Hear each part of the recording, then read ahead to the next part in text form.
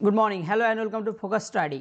তোমরা যারা clerkship, food SI, miscellaneous, WBCS, WP ইত্যাদি পরীক্ষার জন্য প্রস্তুতি নিচ্ছ, তোমাদের জন্য আজকের ক্লাস জেনারেল স্টাডিজ, ভারতীয় ভূগোল। এবং ভারতীয় ভূগোলের সবচেয়ে গুরুত্বপূর্ণ চ্যাপ্টার হচ্ছে প্রাকৃতিক ভূগোল বা ভারতের ভূপ্রকৃতি। এই ভারতের ভূপ্রকৃতি থেকে প্রত্যেকটা এক্সামে কোশ্চেন আসে, তাই আজকে আমরা কিছু ইম্পর্টেন্ট কোশ্চেন নিয়ে আলোচনা করব যেগুলো তোমাদের জন্য ইম্পর্ট্যান্ট। এর আগে আমরা এই চ্যাপ্টার থেকে একটা ভিডিও আলোচনা করেছি, সেই ক্লাসটি দেখে না থাকলে তোমরা দেখে নিও। তো চলো দেখে নিই আজকে প্রথম প্রশ্ন। আজকে প্রথম প্রশ্ন আছে, উপদ্বীপীয় মালভূমি যে দুটি উপবিভাগে বিভক্ত। ভারতের যে উপদ্বীপ, ভারতের দেখো এদিকে আছে আরব সাগর, এদিকে আছে বঙ্গোপসাগর, আর নিচের দিকেও বঙ্গোপসাগর। তো ভারতের এই তিন দিক সমুদ্র দিয়ে বেষ্টিত, তার জন্য ভারতের এই অংশটাকে বলা হয় একটা উপদ্বীপ। তো এই যে উপদ্বীপীয় মালভূমি, এটা কয়টি ভাগে বিভক্ত? এটা হচ্ছে প্রধানত দুটি ভাগে বিভক্ত। সেই দুটো উপবিভাগ হচ্ছে অপশান এ মহারাষ্ট্র ও মালভূমি, অপশান বি মৈকাল ও ডেকান মালভূমি, অপশান সি মালব মালভূমি ও ডেকান মালভূমি, অপশান ডি মালব মালভূমি ও মৈকাল মালভূমি। তো এটা সঠিক অ্যান্সার হয়ে যাবে অপশান বি, মৈকাল ও ডেকান মালভূমি। উপদ্বীপীয় মালভূমি দুটি ভাগ, মৈকাল এবং ডেকান মালভূমি। এখানে একটু ম্যাপের দিকে তাকাও, এখানে দেখো মালওয়া প্ল্যাটো, আর এই জায়গাটা দেখো, এই জায়গাটা তোমাদের দেখতে হবে ডেকান প্ল্যাটো। তারপর বিভিন্ন প্ল্যাটো এখানে আছে, যেমন এখানে দেখে নাও হাজারিবাগ প্ল্যাটো আছে, এখানে বাঘেলখন্ড আছে, রাঁচি প্ল্যাটো আছে, ছোটনাগপুর প্ল্যাটো আছে, এখানে যে শিলং বা মেঘালয় প্ল্যাটো আছে। এখানে একটা জিনিস বলি, এই যে ডেকান প্ল্যাটো, এই বিচ্ছিন্ন অংশ কিন্তু এই মেঘালয় প্ল্যাটো। এটা মনে রাখবে যে ডেকান প্ল্যাটো বিচ্ছিন্ন অংশ বা ডেকান প্ল্যাটো অংশ হচ্ছে মেঘালয় প্ল্যাটো বা মেঘালয় মালভূমি। আর এই যে ডেকান প্ল্যাটো, এটা হচ্ছে সবচেয়ে বৃহত্তম প্ল্যাটো, ভারতের সবচেয়ে বৃহত্তম মালভূমি হচ্ছে ডেকান প্ল্যাটো।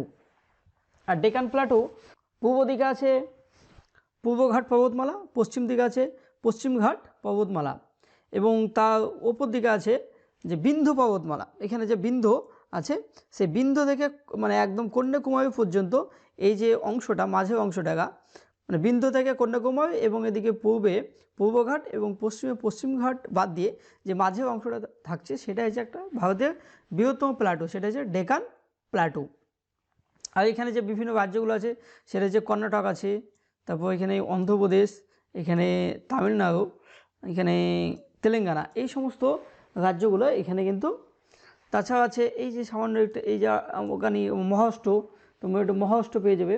তাহলে এই সমস্ত রাজ্যগুলো, তাছাড়া এই যে কেরল রাজ্য এখানে আছে, এই রাজ্যগুলো এই ডেকান প্ল্যাটোর অন্তর্গত। নেক্সট কোশ্চেন, নাথুলা গিরিপথ কোথায় অবস্থিত? বিভিন্ন গিরিপথ থেকে কোশ্চেন কিন্তু আসে। তো কোশ্চেন হচ্ছে নাথুলা গিরিপথ কোথায় অবস্থিত? সিকিমে, উত্তরাখণ্ডে, কাশ্মীরে না হিমাচল প্রদেশ? তো নাথুলা গিরিপথ সিকিমে অবস্থিত, নাথুলা সিকিমে অবস্থিত। তাছাড়া সিকিমে আরও একটা ইম্পর্ট্যান্ট এই গিরিপথ আছে, সেই গিরিপথটার নাম কি? তোমরা অবশ্যই কমেন্ট বক্সে লিখে জানাবে।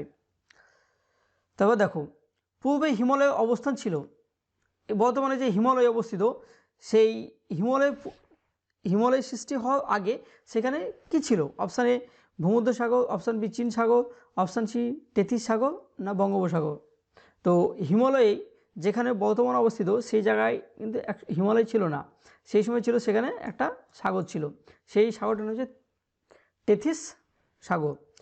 তো প্লেট টেকটনিক যে তত্ত্ব, ভারতীয় পাত এবং ইন্দো অস্ট্রেলিয়ান পাত, এই দুই পাতে মানে কি সংঘর্ষের ফলে এই নবীন ভঙ্গিল পর্বতের সৃষ্টি হয়, আর এটা হচ্ছে হিমালয়। সেই যে সৃষ্টি, তখন থেকে হিমালয়ের কিন্তু সৃষ্টি এখনও হয়ে চলেছে।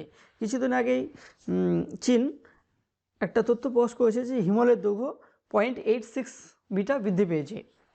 তাই সবচেয়ে ইম্পর্ট্যান্ট একটা বিষয়, সেটা হচ্ছে মানে নবীন ভঙ্গিল পর্বত হচ্ছে হিমালয়, আর হিমালয়ের গঠন কিন্তু এখনও চলছে।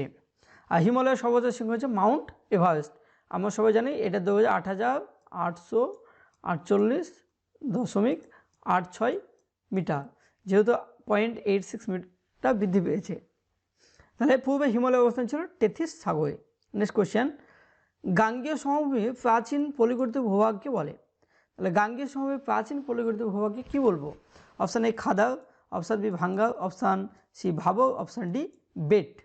তো গাঙ্গেয় সমভূমি বলে গঙ্গা এবং যে গঙ্গা প্রবাহিত হয়েছে, গঙ্গা তীরবর্তী অঞ্চলের যে সমভূমি, সেই সমভূমি প্রাচীন পলিগঠিত অঞ্চল বলা হয় ভাঙ্গাল। তাহলে আমরা জানি যে কোনো বিল্ডিং যখন পূর্ণ হয়ে যায় সেটা যে ভেঙে যায়, তাই এই জিনিসটা তোমরা ট্রিক হিসেবে নিয়ে নাও যে প্রাচীন মানে হচ্ছে ভেঙে যাওয়া জিনিস। তাহলে ভাঙ্গা, প্রাচীন পলিগঠিত ভূভাগ হচ্ছে ভাঙ্গা, এবং নবীন পলিগঠিত ভূভাগ হচ্ছে খাদা। এটা হচ্ছে নবীন, নবীন পলিগঠিত ভূভাগ হচ্ছে খাদা, এটা মনে রাখবে।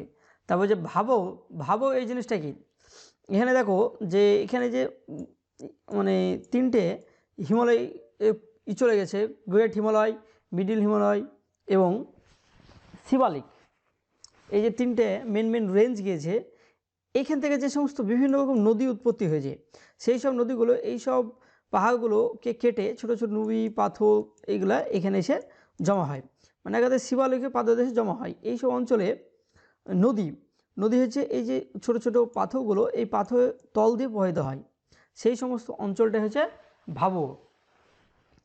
আর বেটটা কি, পাঞ্জাবে নবীন পলিগঠিত সমভূমি বলা হয় বেট। তাহলে পাঞ্জাবে নবীন পলিগঠিত সমভূমি বলা হয় বেট। নেক্সট কোশ্চেন চলে যাব,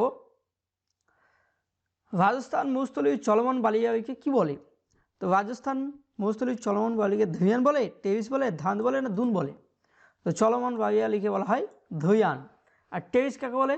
তো এই যে আমাদের যে তামিলনাড়ু একটা রাজ্য আছে, এই রাজ্যে বালিয়ালিকে স্থানীয় ভাষায় টেরিস বলা হয়। আর ধান কাকে বলে? তো অনেক সময় মরুভূমি অঞ্চলে লবণাক্ত ছোটো ছোটো হ্রদ দেখা যায়, সেই সমস্ত হ্রদগুলোকে ধান্দ বা প্লায়া বলা হয়। মরুভূমি অঞ্চলে ছোটো ছোটো হ্রদগুলোকে ধান্দ বা প্লায়া বলা হয়।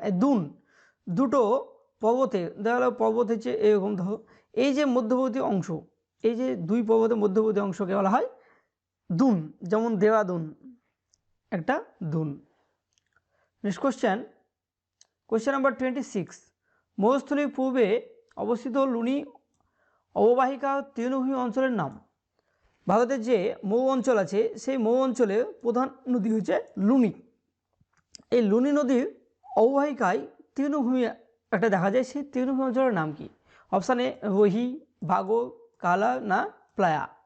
তো লুনি অববাহিকা যে স্টেপ জাতীয় তৃণভূমি দেখা যায়, সেটা নাম হচ্ছে বাগো। তাহলে সঠিক অ্যান্সার হচ্ছে বাগো। এগুলো মনে রাখবে যে আগে যেমন বললাম ধৈয়ান, টেরিস, ধান, দুন, তো হচ্ছে রোহি, ভাগো, কালা এবং প্লায়া তো বললাম। বালিয়াবি অঞ্চলের ছোটো ছোটো হ্রদগুলিকে বলা হয় প্লায়া। এবার দেখে নেব রোহি জিনিসটা কী তাহলে? রোহি হচ্ছে সমভূমি অঞ্চলে কৃষিকাজের জন্য প্রচুর পরিমাণে জলসেচ করা হয়, এর ফলে লবণাক্ত মাটি সৃষ্টি হয়। সেই সমস্ত মাটিকে স্থানীয় ভাষায় কোথাও কোথাও রে বলা হয়, কোথাও কালা বলা হয়, কোথায় উষা বলা হয়। তাহলে রোহি হচ্ছে এক প্রকার লবণাক্ত মাটি। কালাও তাই, এটাও বিভিন্ন জায়গায় বিভিন্ন নামে যেহেতু ডাকা হয়, তাই কালাকে বলা হয় মানে লবণাক্ত ভূমি বা সমভূমি বা মাটি। আর প্লায়া তো একটু আগে বললাম যে প্লায়া বা ধান একই জিনিস। ছোট ছোট লবণাক্ত যে হ্রদ দেখা যায় মরুভূমি অঞ্চলে, সেই সমস্ত হ্রদগুলোকে বলা হয় প্লায়া। আর মরুভূমি অঞ্চলে একটা হ্রদের নাম, রাজস্থানের একটা হ্রদের নাম তো মনে রাখে এই সম্বন্ধে, সম্ভল। এটা হচ্ছে ভারতের সবচেয়ে বৃহত্তম লবণাক্ত জলের হ্রদ। সম্ভব হচ্ছে ভারতের বৃহত্তম লবণাক্ত জলের হ্রদ। আমাদের এই চ্যানেল তোমাদের কেমন লাগছে অবশ্যই জানাবে, ভালো হলে অবশ্যই চ্যানেলটিকে সাবস্ক্রাইব করবে, বন্ধুদের মাঝেও জানিয়ে দেবে।